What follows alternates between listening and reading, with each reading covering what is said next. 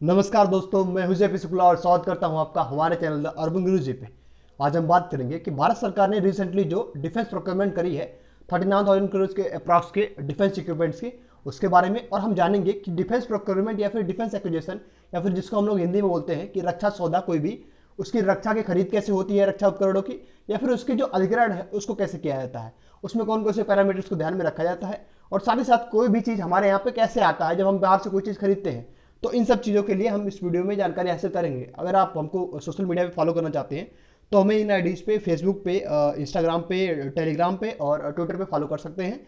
आपको बहुत सारे लेक्चर्स की पीडीएफ यहाँ पे मिल जाएगी और लेक्चर की नोटिफिकेशन भी आपको यहाँ से मिल जाएगी। सबसे पहले हम लेक्चर को स्टार्ट करेंगे। हम देखेंगे कि जो डिफेंस प्रोक्योरमेंट प्रोसीजर है, जिसको डीपीपी बोलते हैं डिफेंस लैंग्वेज में, या फिर भारत सरकार की जो डिफेंस मिनिस्ट्री है उसकी लैंग्वेज में, वो कैसे होती है। तो बेसिकली अगर आप प्रोसीजर को देखो तो यहाँ पे देखो आप, एक थंबनेल के जरिए दिखाया गया है। इंडियन आई सिक्योरिटी का एक यहाँ पे रिसर्च पेपर है, या फिर आप देखो तो इनकी रिपोर्ट है, उसको मैंने कोट किया है। इनके हिसाब से आप देखो तो डिफेंस प्रोक्योरमेंट प्रोसीजर जो होता है, अगर एक लॉन्ग टर्म का डिफेंस प्रोक्योरमेंट प्रोसीजर है जिसमें इंटीग्रेटेड हो रहा है, मतलब कि अगर दो देश मिल के कर रहे हैं कोई चीज़, जैसे कि हमारे एग्जाम्पल के लिए ब्रह्मोस मिसाइल का जो प्रोसीजर है, उसमें भारत और रसिया ने मिलकर इसको स्टार्ट करा था एक प्रोजेक्ट। तो वो 10-15 साल का जैसे प्रोजेक्ट होता है। या फिर आप देखो बराक मिसाइल को लेके है, इंडिया और इजराइल मिलकर कर रहे हैं। तो इस टाइप का जो प्रोसीजर होता है वो थोड़ा टाइम टेकिंग होता है और उसमें 10 से 15 साल लग जाते हैं। एक होता है सर्विस कैपिटल एक्विजिशन प्लास। उसमें क्या है कि आप पेमेंट करते हैं और वो जो उसकी स्टार्ट है डिफेंस मैन्युफैक्चरिंग, वो स्टार्ट हो जाती है और 3 से 4 या 5 साल में वो आपको प्रोवाइड किया जाता है।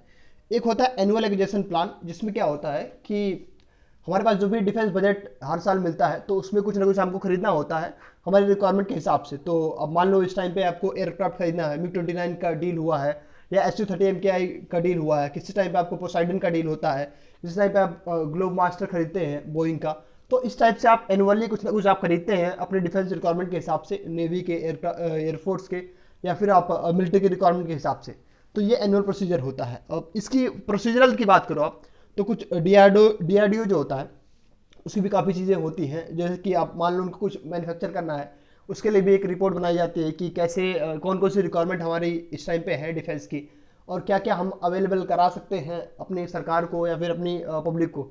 तो वो सब चीज़ें यहाँ पे रिसर्च डिटेल में आप इनकी रिपोर्ट देख सकते हैं। अब मैंने एक प्रोसीजर बता दिया कि इन स्टेप्स के हिसाब से ये प्रोसीजर चलता है, इसको आप नोट डाउन कर सकते हैं। और इसमें मिनिस्ट्री ऑफ डिफेंस भी इन्वॉल्व होती है और department of defence production DDP भी इन्वॉल्व होता है। तो ये 3-4 मिनिस्ट्रीज का इसमें काम होता है बेसिकली। और एक थोड़ी सा कॉम्प्लेक्स प्रोसीजर है, क्योंकि वहाँ पे क्वालिटी असेसमेंट भी किया जाता है। मान लो कोई एयरक्राफ्ट हमको लेना है तो सबसे पहले हम ये देखेंगे कि उसकी कंपेटिबिलिटी कितनी है, दूसरी बात कि उसकी क्वालिटी कैसी है, और हमारे टेरेन में वो कैसे रन करेगा, ये भी बहुत देखना जो जरूरी होता है।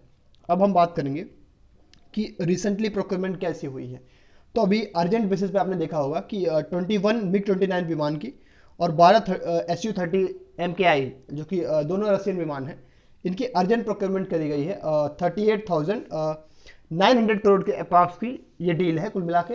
और ये हमारी वायुसेना को मजबूती देगी। और ये इसलिए भी किया गया कि अब रिसेंटली हमारी टेंशन चल रही हैं चाइना से लेके, और पाकिस्तान में भी बॉर्डर पे अक्सर सीज फायर का वायलेशन होता है। तो हमें एक तरह से टू फ्रंट वॉर के लिए तैयार होना पड़ेगा।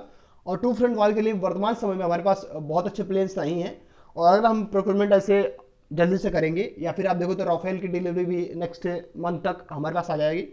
तो अगर हमारे पास राफेल होगा, SU-30 MKI होगा, या MiG-29 की जो एक स्क्वाड्रंस है वो इनफ होंगे, तो हम टू फ्रंट वॉर के लिए रेडी हो सकते हैं।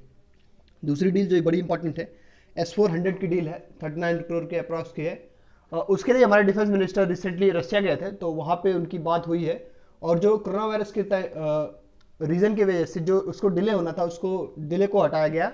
और जो उसकी ऑन टाइम डिलीवरी है 21 के अप्रॉक्स लास्ट में, वो हमें टाइम पे हो जाएगी डिलीवरी। उसके आने से भी हमारी जो डिफेंस है उसको और मजबूती मिलेगी। इसके अलावा जो आप देखो तो रिसेंटली एक न्यूज़ है कि स्पाइस बॉम्ब्स हम लोग इसराइल से खरीदने वाले हैं। इस स्पाइस बॉम्ब हमको मिलने वाले हैं। और इसका यूज हम इसलिए भी कर सकते हैं कि मान लो हमारे पास इस टाइम पे S-400 नहीं है, तो चाइना बॉर्डर पे लद्दाख में हम स्पाइस बॉम्ब का यूज़ कर सकते हैं S-400 को टैकल करने के लिए। तो एक तरह से कंटेन करने के लिए S-400 को एक अच्छा ऑप्शन हमारे पास अवेलेबल होगा, जो कि इसराइल मेड है। और इसकी एफिशिएंसी बहुत अच्छी है ऐसे टेरेन में जहाँ पे आप आसानी से एयरक्राफ्ट लेके नहीं जा सकते, क्योंकि वहाँ पे जो एयर डिफेंस सिस्टम है वहाँ पे मौजूद होते हैं। पर आप इस टाइप के बॉम्ब से एक लार्ज स्केल पे बंकर्स को या फिर आप मिलिट्री को तबाह कर सकते हैं। अब राफेल का काफ़ी न्यूज़ था उसकी प्रोक्योरमेंट को लेके, और फाइनली इसकी जो एक तरह से एयरक्राफ्ट हैं वो हमको डिलीवर हो जाएंगे, और ये भी डील काफ़ी बड़ी थी हमारे लिए। और इसकी जो पहली खेप है भारत को अगले महीने या इसी महीने के लास्ट में हमें मिल जाएगी, जुलाई में ही। पोसाइडन इसी प्रकार से, और अपाची अटैक हेलीकॉप्टर और ग्लोब मास्टर बोइंग के, ये भी हमारे पास सफिशिएंट अमाउंट में इस प्रोक्योरमेंट के तहत आ चुके हैं, और काफ़ी कुछ हमें जल्दी ही मिल जाएंगे।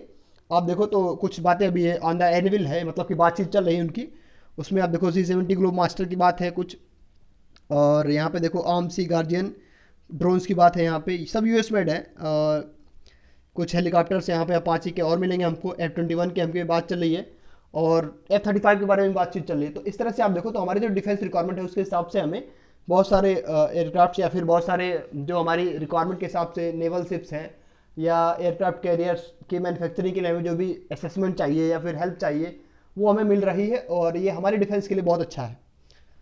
अब हम बात करेंगे हमारी रिक्वायरमेंट क्या है इस टाइम पे। तो अगर आप रिसेंट रिक्वायरमेंट की बात करो तो जो 5वीं पीढ़ी के विमान हैं, उन्नत विमान, वो हमारे पास वर्तमान समय में उतने अच्छे नहीं है। केवल Su-30 MKI हमारे पास अच्छा है वर्तमान समय में। इसके अलावा देखो राफेल है 5वीं पीढ़ी का अच्छा विमान, इसको 4.5 पीढ़ी का भी बोलते हैं, पर अभी उसकी हमारे पास डिलीवरी नहीं हुई है। उसके होने के बाद हमें कुछ अच्छे विमानों की और ज़रूरत पड़ेगी। जैसे आप देखो तो US के F-35 विमान है, अगर उनको हमको मिलता है वो सब हमारे साथ, तो हम अच्छी कॉम्बैट स्किल यहाँ पे दिखा सकते हैं US के साथ मिलके, या चाइना के खिलाफ। आप देखो तो नेवी और एयरक्राफ्ट में भी हमारी मैन्युफैक्चरिंग को थोड़ा जोर देना होगा, क्योंकि हमारे पास एयरक्राफ्ट कैरियर है वो बहुत लिमिटेड है, सबमरीन्स बहुत लिमिटेड है, और डिस्ट्रॉयर्स बहुत लिमिटेड है। तो उसकी मैन्युफैक्चरिंग के लिए हमारे पास थोड़ा टाइम अभी काफ़ी चाहिए, क्योंकि अभी हमने उस लेवल पे स्टार्ट नहीं करी है।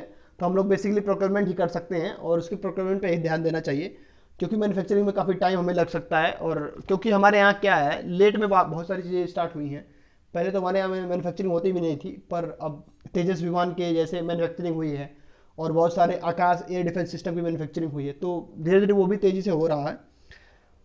इस प्रकार से आप देखो तो मैन्युफैक्चरिंग के लिए भारत में एक बूम मिल रहा है, क्योंकि बाहर से चीज़ें आ रही हैं, साथ ही साथ उनकी जो टेक्नोलॉजी है उसकी शेयरिंग भी हो रही है, और भारत की जो लोकल रिक्वायरमेंट्स हैं डिफेंस को लेके वो धीरे धीरे बढ़ती जा रही है, क्योंकि हमारे जो दोनों एनिमीज़ हैं वो अब टेंशन्स को लेके काफ़ी अग्रेसिव हो गए हैं और हमें खुली चुनौती दे रहे हैं। तो अगर लेक्चर आपको प्रोडक्टिव लगा हो तो अपने फ्रेंड के साथ शेयर करिए, और डिफेंस मैन्युफैक्चरिंग या डिफेंस प्रोक्योरमेंट के प्रोसीजर को आप आसानी से समझ सकते हैं इस प्रकार के लेक्चर के साथ। Thank you very much for watching this video.